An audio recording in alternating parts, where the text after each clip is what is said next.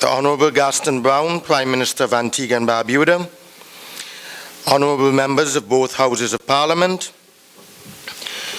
Honorable Mrs. Alexandra Otway-Noel, Member of Parliament and CBI Envoy, His Excellency Sir Ronald Saunders, Ambassador to the United States and Canada, and other members of the Diplomatic Corps, the CEO of the CIU, Mrs. Charmaine Donovan, and Mr. Thomas Anthony, Deputy CEO, other ministry officials, distinguished guests, ladies and gentlemen, good morning. It is never an easy task to speak immediately after a Prime Minister, far less the Prime Minister of Antigua and Barbuda, but I shall seek to do my best. On behalf of the government and people of Antigua and Barbuda, I welcome in a special way our overseas visitors and friends to the warm climate of our beautiful island home. Ladies and gentlemen, it is my pleasure to be here today to outline to you the government's, and in particular, the Ministry of Tourism, Economic Development, Investment and Energy's policy on enabling and assisting investors and provided appropriate facilitation to realize these investments. We want you to know that we do not take your decision to join us at this Invest Caribbean 2017 forum lightly. It is our intention to surpass all of your expectations. This Antigua and Barbuda Labour Party administration is extremely committed to empowering our people and all of our people by creating an enabling environment which is conducive to competitive production, development and investment, as well as allowing for creativity and ingenuity to be showcased at all times. Since coming into office on June the 12th, 2014, our Prime Minister, the Honorable Gaston Brown, has challenged all of his countrymen and women to realize the vision of transforming Antigua and Barbuda into an economic powerhouse. Our government intends to maximize on the opportunities presented by the CIP to attain this vision and significantly improve the lives of the ordinary citizens of this country. Ladies and gentlemen, the country's medium-term development strategy for 2016-2020 articulated in 2015 notes, and I quote, that accelerating economic growth in Antigua and Barbuda to the 5% target that we desire over a sustained period will require a significant level of investments. It further says, it indicates that the small size of our economy and the implications for the distribution of investment risks, limited domestic savings, and inadequate financial sector innovation and organization created the space for the strong role that foreign investments have played in the development of Antigua and Barbuda. It concludes that while much needs to be done to generate more domestic savings, Antigua and Barbuda will continue to require significant foreign investment to fill the investment gap, as well as to serve as a vehicle for the transfer of technology and know-how. I want to assure all of you that I identify wholeheartedly with the foregoing, and I strongly believe that it is indeed an appropriate framework for achieving our economic development goals. Antigua and Barbuda will reposition itself to attract significant levels of foreign investment by addressing several constraints. These constraints relate to the attractiveness of returns to potential investors, the adequacy of physical infrastructure, the level of demand for specific goods and services, and the adequacy of export promotion efforts. The focus of the strategy will be to make potential investors aware of opportunities for returns, providing appropriate incentives to attract investments, and facilitating such investments. Efforts to attract foreign investments, especially in the area of tourism, will be calibrated against business and resource sustainability considerations. Already there are a number of new tourism developments on the cards at various locations, including Barbuda, some of which are geared to the high end of the market. Additionally, efforts are also ongoing to attract investment to redevelop some existing plants. I'm sure you're aware of developments relating to the recent sale or purchase of the Royal Antiguan Resort, as well as the ongoing efforts of this government to rehabilitate the Halcyon Cove Hotel. Ladies and gentlemen, in recent decades, in an effort to learn and maximize the benefits of FDI, governments around the world have undertaken significant investment promotion efforts, as well as making extensive use of tax and financial incentives. These have involved mainly corporate tax reductions, tax holidays, investment tax credits, export incentives, customs duties exemptions, grants, and other subsidies seeking to attract foreign investors. In other cases, governments have sought to achieve certain goals through behavioral incentives, such as fostering job growth, technology transfers, exports, linkages, and skills development. My government is committed to benefiting from a mix of locational and behavioral incentives. Against the above backdrop, I would like to briefly draw your attention to three areas which I consider to be imperative in advancing our investment attraction efforts. Firstly, to review the investment incentive regime. A country's incentive program should ideally reflect its developmental agenda. That is, incentives and concessions should be linked to targeted growth areas.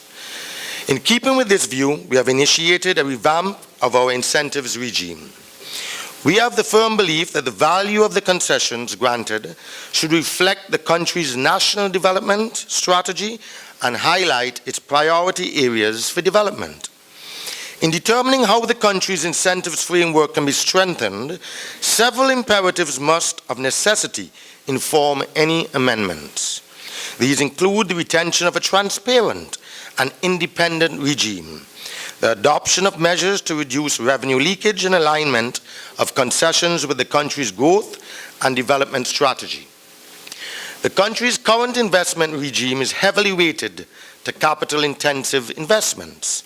However, as the economy is largely services-based, and given the government's commitment to diversification into sectors which do not compel as intensive brick and mortar investments as does tourism, consideration must also be given to encoding relevant incentives into the investment framework that will attract services investments. Secondly, we need to improve the ease of doing business. Antigua and Barbuda has several institutions to support business development, as well as a fairly transparent system for doing business. We are, however, mindful that the ease of doing business is a reflection of our overall investment climate.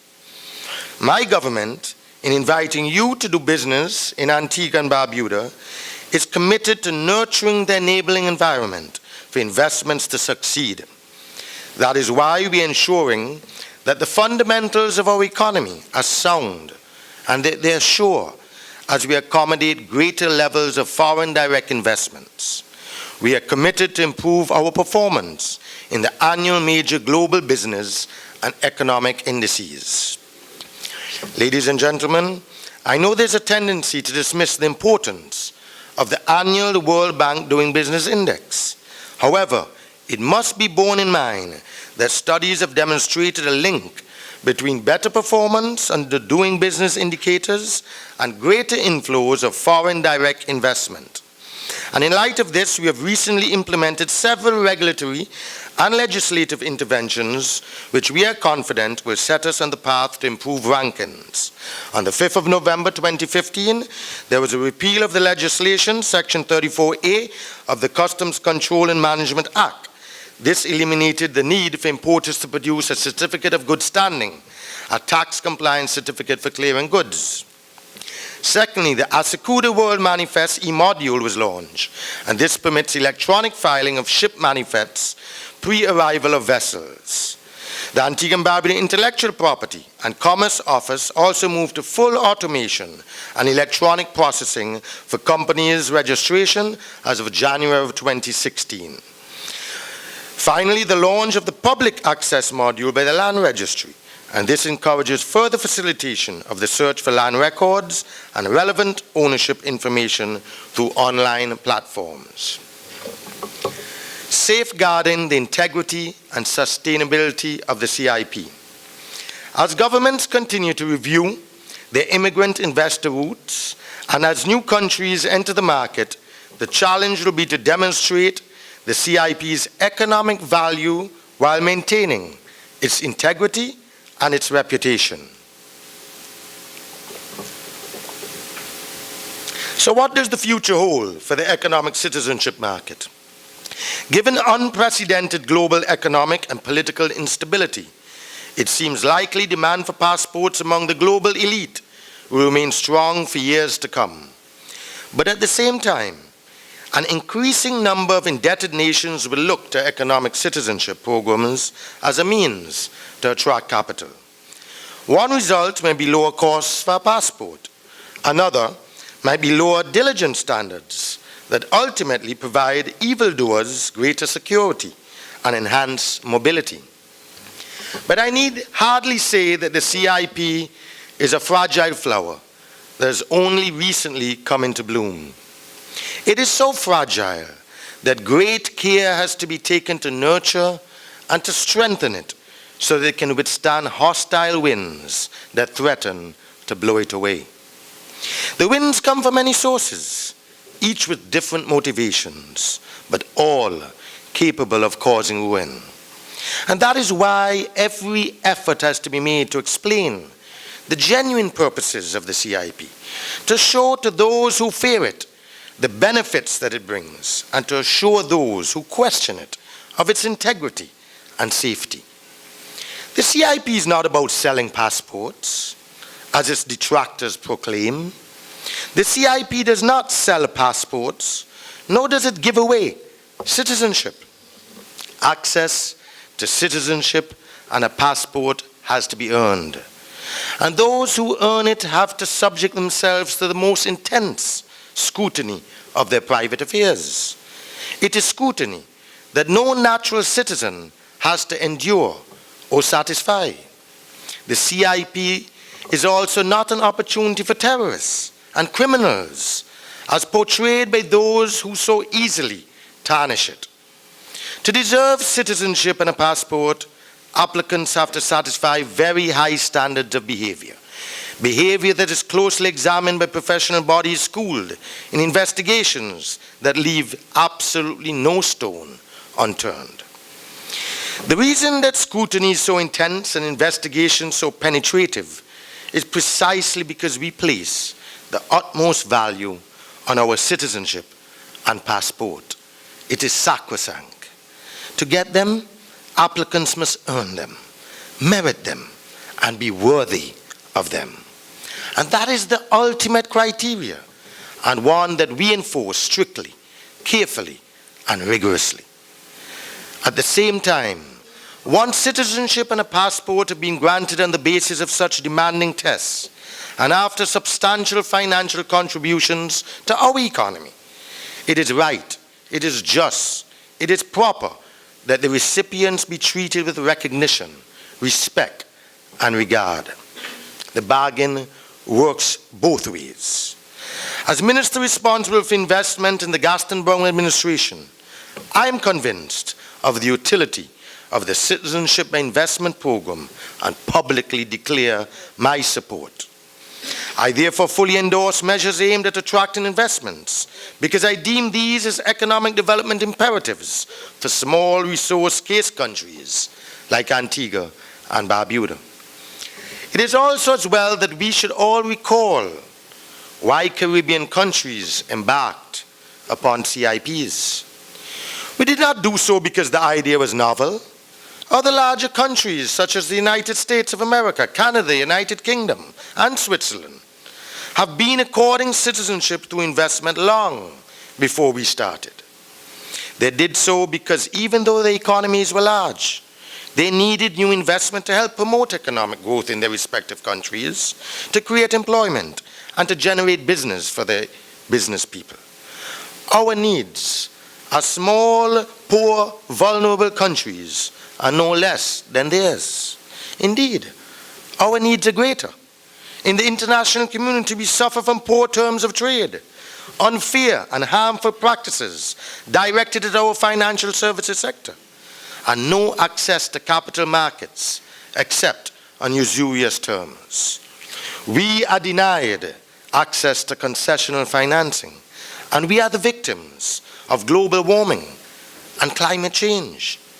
So we need foreign investment, even more than larger countries, to create jobs for our people, to provide health and education, look after our elderly, raise the living standards, and to give our young people hope, opportunities to fulfill their potential. So the role of foreign direct investment in stimulating and facilitating economic development is undisputable. And that is why we introduced the CIP. That is why we nurture it. That is why we want it to bloom in abundance. For we should use every single opportunity afforded to us to show to the entire world that our CIP in Antigua and Barbuda is safe, it is secure for their people as much as for our own. We are constantly overhauling our program to comply with the highest international standards, and we will continue to do so energetically. The brand we are offering is veracity, transparency, and accountability. In the Caribbean, we are also offering something else, something that is quintessential to life and to its enjoyment, and that is safety. As we consider the regions of the world, insecurity stalks everywhere: the Mediterranean, Africa, Asia, Latin America, and Europe. For investment and for tourism, that quality of safety is precious. But to keep it, to maintain it, to preserve it, we need more investment so that our idyllic lifestyle continues to thrive and to flourish. And that is the circular nature of the CIP. We are attractive to investment because we are safe, and to remain safe, we must attract investment. Ladies and gentlemen, we should not apologize for our CIP. We should uphold it, and we should stand up for it, for it is a good product that is providing great benefits, as the Prime Minister just listed out for us, for our economy and for our people.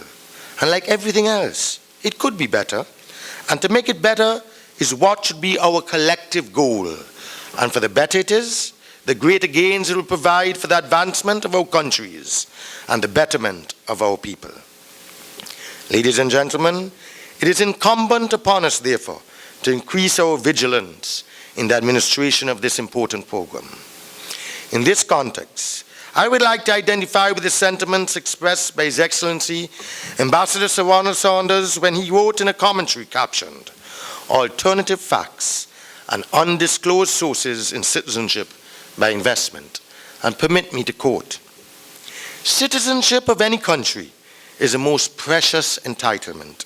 Its value should be safeguarded in the interest of the state and all its people, to whom their nationality is an important element in their self-identification. It is not a commodity like credit cards, which should be available to anyone with the financial means to purchase it. And it should be accorded only to those who pass strict examinations of their criminal records and their readiness to respect the sanctity of the citizenship and passports that they acquire." End of quote. Ladies and gentlemen, he continues, and I quote again, "If any country fails to implement a rigorous and comprehensive system of vetting, it will eventually fall on its own sword, extinguishing any possibility of benefiting from the CIP as other nations shut out its passports except through onerous visa requirements." End of quote. We must therefore take heed. Our best defense against the naysayers is scrupulous transparency. Scrupulous transparency. Ladies and gentlemen, your presence in Antigua and Barbuda is timely. This government is committed to growing our bilateral trade and investment through the various mechanisms outlined. And I'm confident that you will find this forum very fruitful and profitable. I look forward to having more discussions with you to assist you in bringing your proposals and ideas into fruition. In closing, I extend congratulations to the hard-working team at the CIP unit and I thank our sponsors for their important collaboration in the staging of this very important event today. Thank you very much.